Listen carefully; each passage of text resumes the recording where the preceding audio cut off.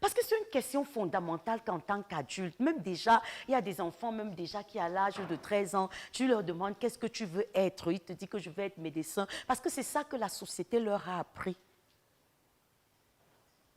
Mais en réalité, ce qu'on devrait apprendre à nos enfants, même avant de leur apprendre à écrire les lettres A, B, quand l'enfant est déjà capable de parler, de comprendre, c'est qu'en fait, cette vie se résume à deux choses. D'un côté, il y a Dieu, de l'autre, il y a le malin. Pour qui est-ce que tu choisis de vivre? Aujourd'hui, nous avons des chrétiens, des soi-disant chrétiens.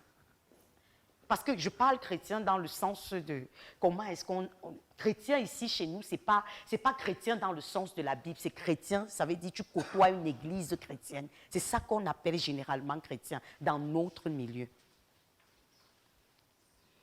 Vous voyez des personnes qui disent servir le Seigneur, avoir accepté Jésus comme maître. Mais vous voyez leurs enfants à 12 ans, à 14 ans, aucune connaissance de Dieu, aucune relation avec Dieu. Rien.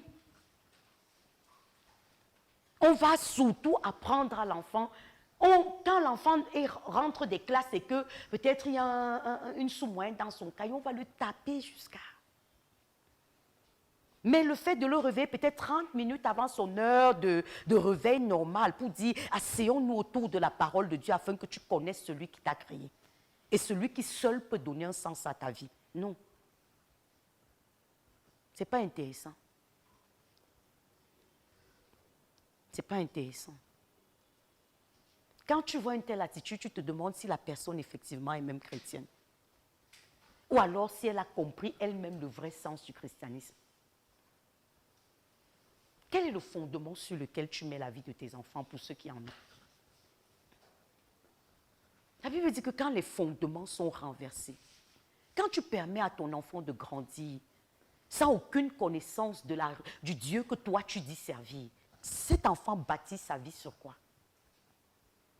C'est que tu donnes quel repère à cet enfant?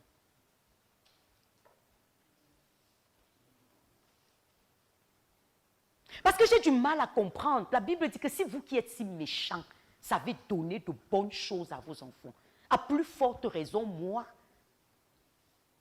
Ça veut dire en fait que si tu es un enfant, que tu n'éduques pas selon les voies du Seigneur, c'est en fait que toi-même tu n'es même pas convaincu que Dieu est la solution à ta vie.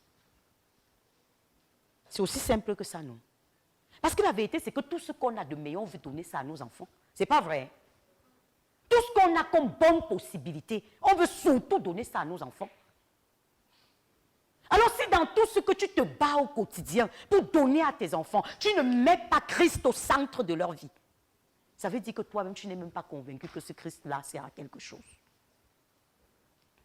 Les phénomènes sociaux nous amènent à réfléchir. Nous sommes en période de rentrée scolaire et j'étais accompagnée mes neveux le jour de la rentrée. Et ils étaient déjà entrés en classe, j'étais assise là. Et je regardais un peu les parents.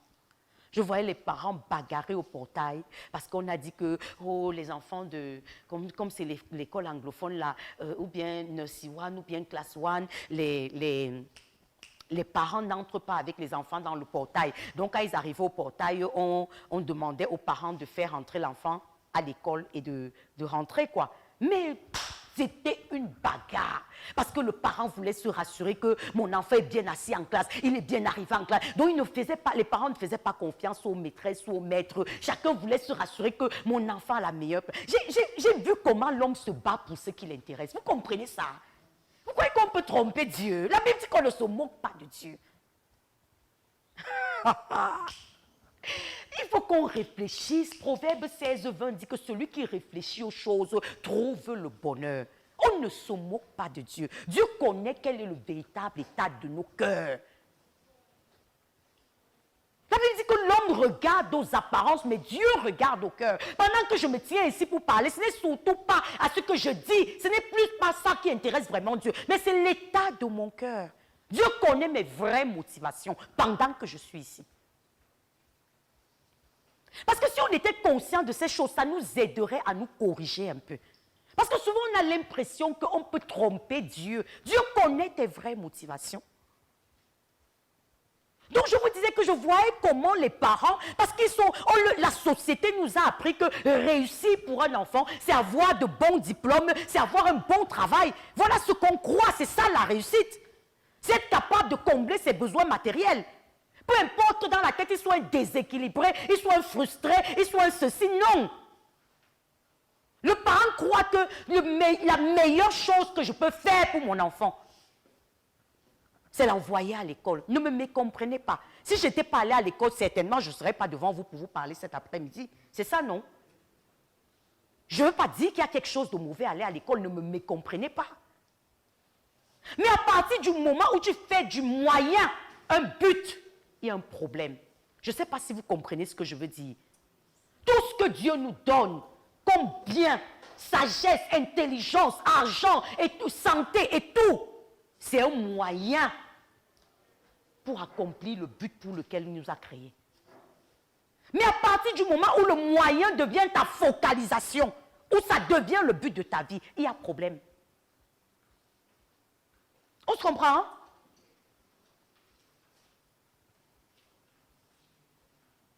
Tout ce qu'on peut avoir comme grâce sur cette terre, c'est un moyen.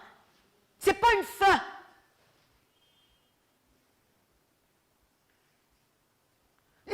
Dieu voudrait qu'on soit tous premiers, qu'on excelle. Parce que c'est ce que la Bible dit. Que tu es la tête et non la queue. Tu es en haut et non en bas. Le chrétien n'est pas celui qui doit être médiocre, non. L'esprit d'excellence est en nous. Parce que Dieu est excellent. Il est parfait dans toutes ses voies. Alors si ce Dieu réside en nous, c'est incompréhensible que nous soyons des échecs. Mais la réussite que nous cherchons, c'est pour en faire. C'est pour en faire quoi? C'est à ce niveau que se situe le nœud du problème. Pourquoi est-ce que tu veux réussir? Parce qu'aujourd'hui, on nous a surtout présenté Dieu comme quelqu'un qu'on peut utiliser pour atteindre nos fins. Vous voyez, quelqu'un, quand il a des problèmes, sa façon de prier, quand il veut obtenir quelque chose de Dieu, son engagement dans la prière. L'Église nous a présenté Dieu comme quelqu'un qu'on peut utiliser, comme un distributeur automatique de quelque chose. Oh Seigneur, viens. Oh Seigneur, toujours parce qu'on a des besoins. Mais est-ce que tu es conscient que Dieu t'a créé pour t'utiliser? Est-ce qu'il t'arrive pendant que tu cries au Seigneur, fais ci, fais ça, fais ça, fais ça, fais ça? Parce qu'avec Dieu, c'est toujours une liste de doléances. On va vers Dieu quand on veut encore. Père, vraiment, l'enfant qui dérange là, Seigneur, la facture là qui n'est pas payée, Père, ceci, un tas de doléances. On nous a appris que c'est à ça que Dieu nous sert. Mais est-ce qu'on t'a appris en fait que Dieu en te créant, c'est parce qu'il avait déposé quelque chose en toi qui allait lui être utile à lui? En quoi est-ce que ta vie est utile à Dieu? J'ai souvent l'habitude de dire aux gens que si tu n'es plus là aujourd'hui, est-ce que vraiment, si tu n'es pas là aujourd'hui, Dieu peut regretter ton absence? Pose-toi cette question franchement. Peut-être que ta famille à qui tu donnes souvent les 2 000, les 5 000, ils vont un peu te pleurer. Mais est-ce que Dieu peut regretter ton absence? Aïe, aïe, aïe. Non, il faut qu'on se pose les vraies questions. Ne perdons pas, le temps est court. Nous tous, on sait comment ça se passe. Chaque jour, c'est les levées de corps. On a toujours l'impression que c'est pour l'autre. Mais ce n'est pas pour l'autre. Nous tous, on va y passer. Et la Bible nous dit que ça ne dépend pas de l'âge. Ça ne dépend pas de combien tu es vieux ou jeune. Ça dépend de que Dieu décide que son souffle, ton souffle de vie s'arrête. Donc, rassure-toi au moins que le temps que tu as ici, tu utilises ça.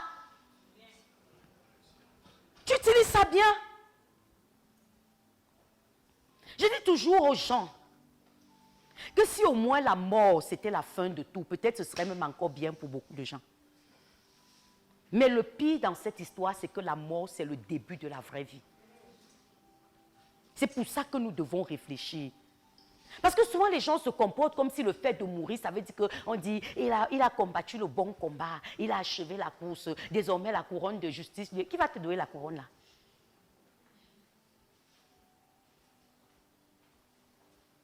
de grâce. Réfléchissons vraiment à nos vies, parce que la vie nous oblige à réfléchir. Cette vie dans laquelle nous sommes nous oblige à réfléchir, à moins que tu ne sois un insensé. À moins que tu ne sois un insensé, refuse l'aveuglement de l'ennemi et réfléchis à la direction que tu donnes à ta vie. Quel type de vie est-ce que tu veux avoir?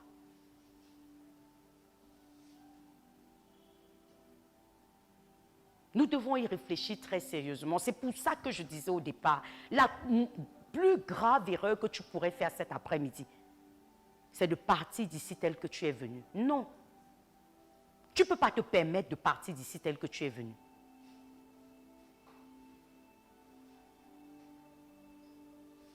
Tu dois partir d'ici ayant pris des nouvelles résolutions pour ta vie. Ayant décidé de mettre au centre de ta vie celui seul qui peut donner un sens à cette vie-là.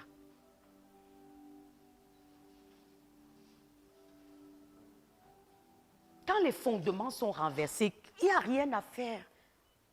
Donc nous devons nous rassurer au maximum que nous sommes en train de bâtir sur le bon fondement. Quand les fondements sont renversés, ça c'est un passage de Genèse qui nous ramène à la création. Vous savez que Dieu à la création fait une œuvre parfaite. Dieu fait un homme bon. Dieu fait un homme dont il est fier.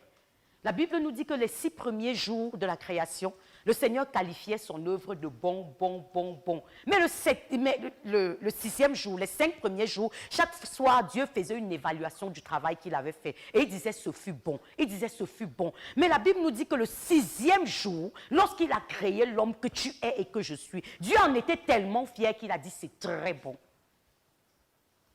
Dieu crée un homme parfait. Et il crée cet homme, il le met dans l'abondance. Adam et Ève avaient tout ce dont ils pouvaient avoir besoin pour vivre. Ils avaient l'abondance sur le plan physique, ils ne connaissaient pas la maladie. Ils avaient l'abondance sur le plan matériel. Dieu leur avait dit manger de tous les fruits du jardin, sauf celui de la connaissance du bien et du mal. Ils avaient les poissons de la mer, ils avaient les animaux de la terre. Dieu avait tout mis la création à la disposition de l'homme. Donc ça veut dire que si Adam se levait un matin et dit qu'aujourd'hui je tue un bœuf, personne n'allait lui demander que tu vas manger le bœuf avec qui tout était à sa disposition. S'il disait que c'est la baleine que je veux aujourd'hui, vous connaissez combien la baleine est grosse. Personne ne lui aurait demandé que toute une baleine pour toi. Est-ce que vous comprenez? Parce qu'aujourd'hui, on se bat tellement pour vivre que la vie est devenue une place, même pour manger un plat de nourriture. C'est chaud. Mais il faut qu'on réalise que ça n'a pas toujours été comme ça. Ce n'était pas le plan de Dieu pour l'homme. L'homme n'a pas créé, Dieu n'a pas créé l'homme pour qu'il manque de quoi que ce soit. L'homme vivait dans l'abondance. Même sur le plan spirituel, l'homme avait une parfaite relation avec Dieu. La Bible nous fait comprendre que Dieu venait dans le jardin et discutait avec Adam et Ève comme je discute avec vous. C'était une harmonie totale. Jusqu'à ce qu'un jour, le serpent, le malin en fait, parce que c'est Satan qui a utilisé le serpent, et qui va voir Ève pour commencer à s'aimer le doute dans son esprit, en lui disant, tu dis que votre père là même a dit que quoi? Ève commence à lui expliquer que non, en fait, c'est qu'il a dit qu'on peut manger tout, mais on ne peut pas manger. Il dit que non. C'est qu'il sait que le jour où vous allez manger ça, vous serez comme lui. Vous serez des dieux. Vous serez indépendants. Il domine sur vous. Pourquoi? Pourquoi il vous commande? En fait, c'était ça. Que pourquoi il vous commande? C'est lui qui dit que vous allez manger ça, vous n'allez pas. Tu peux aussi faire ce que tu veux. Parce que jusqu'aujourd'hui, c'est toujours la même astuce que le diable utilise. Il n'a pas changé de stratégie. Le diable a toujours la même stratégie jusqu'aujourd'hui. C'est que le diable a donné à l'homme l'impression qu'en étant indépendant de Dieu, c'est là la source du bonheur. Il dit la dépendance à Dieu, trop d'exigences. Ne bois pas, ne vole pas, n'aie pas une petite, ne fais pas comme ça. Tout ça, c'est quoi? Vis ta vie. Regarde une jeune fille comme toi, un chaud gars comme toi. On te dit que... Hein? On t'a mis sur un poste comme ça, c'est Dieu qui t'a béni. Tu crois que tout le monde l'a fait comment? Ne vole pas trop, mais vole quand même pas à ton niveau qui peut te permettre de nourrir ta famille aussi quand même.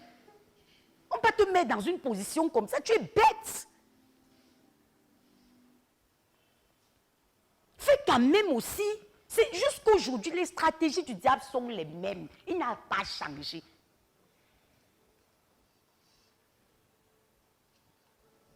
Falsifie un peu aussi quand même le chiffre là. Après tout, qui va savoir? Tu n'as pas les besoins de l'église. Tu crois que si tu payais la facture de l'église, ça n'allait pas soulager la maison de Dieu.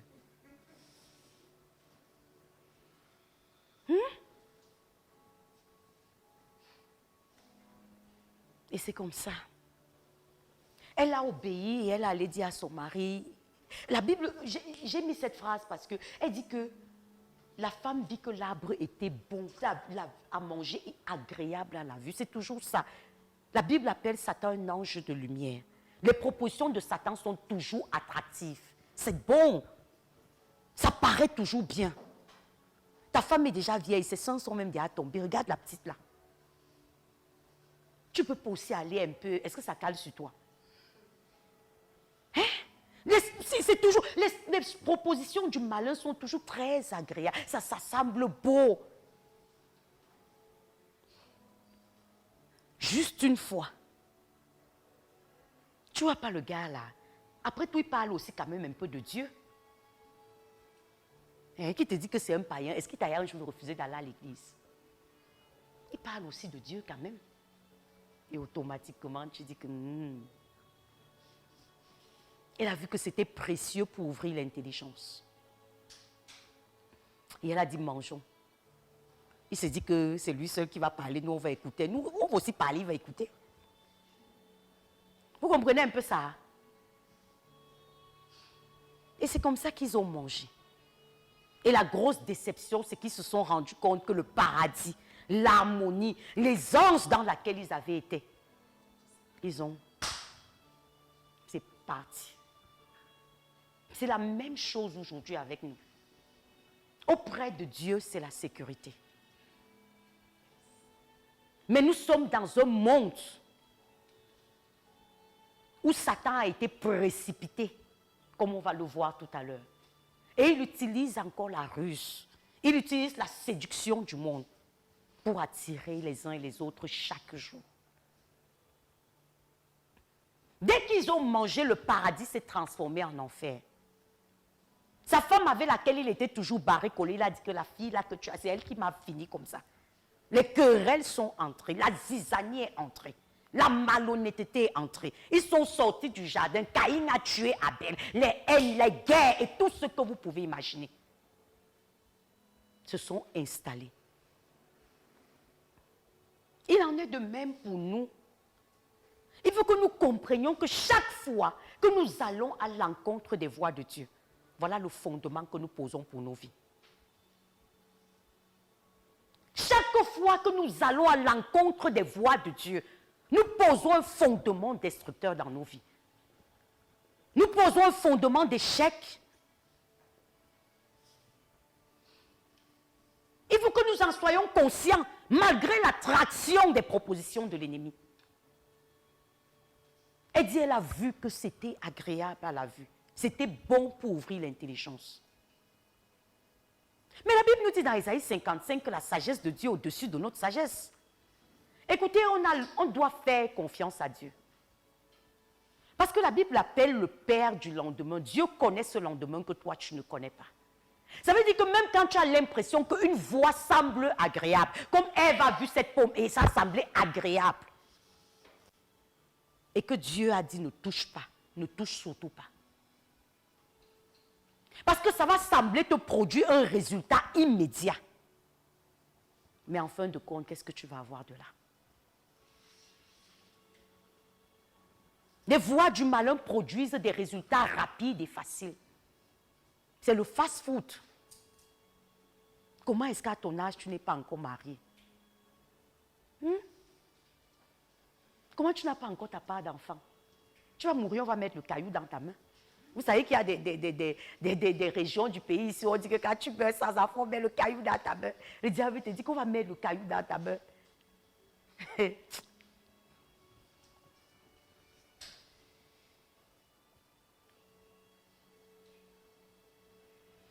Telle voie, la Bible dit que telle voie paraît droite à l'homme. Ça paraît, vous voyez pourquoi est-ce qu'on a mis paraître en rouge? Les propositions du malin paraissent toujours. Telle voie paraît droite à l'homme. Mais son issue, c'est quoi? C'est la mort. Ça paraît. Astre brillant.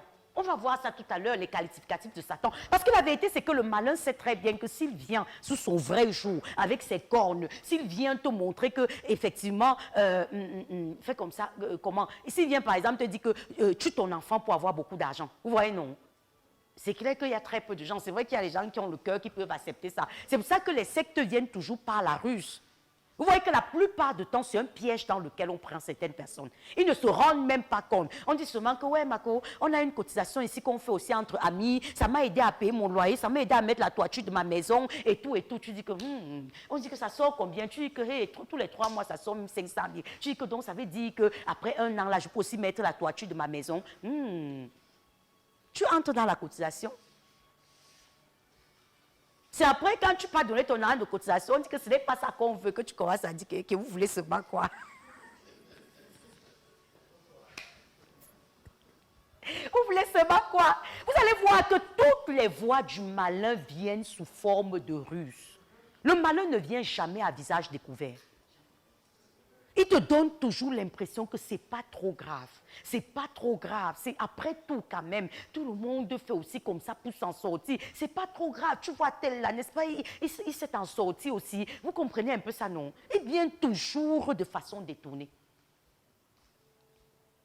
C'est la raison pour laquelle on a besoin de s'attacher, d'être focalisé à la bonne source.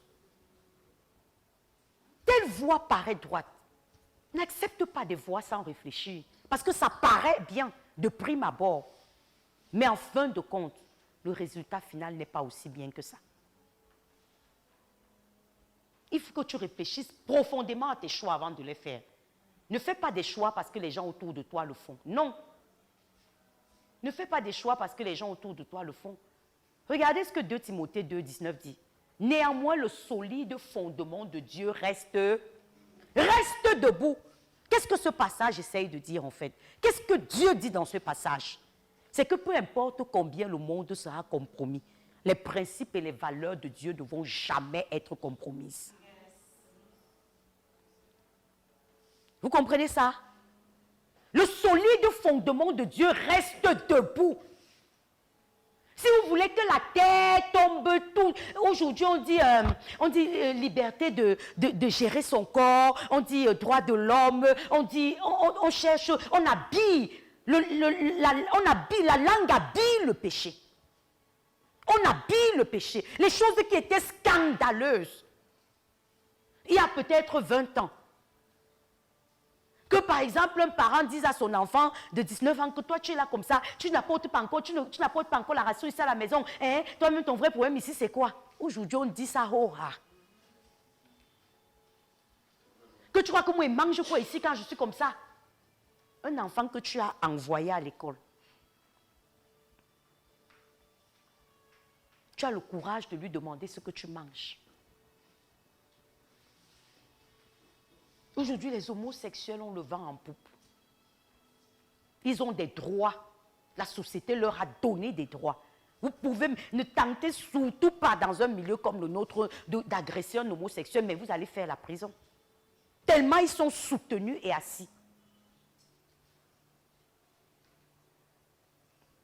On ne doit surtout plus réprimander le mal. C'est la société dans laquelle nous sommes.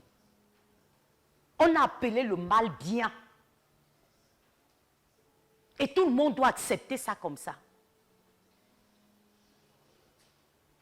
Mais la Bible nous dit que ce n'est pas... Les hommes auront beau se corrompre. Dieu dit, corrompez-vous même encore plus que ça, 1 million de fois plus que ça. Je ne vais pas changer mes principes à cause de vous. Je sais là où je vous attends. Tout ce qui a un début a une fin. Votre vie sur la terre a eu un début. Si on vous demande quelle est votre date de naissance, chacun va dire quelle est sa date de naissance. De même un jour. Peut-être que ce n'est pas vous qui allez dire, mais quelqu'un d'autre va dire qu'elle était morte le 17 juin, de telle année. Votre vie ici sur la terre a un début et a une fin.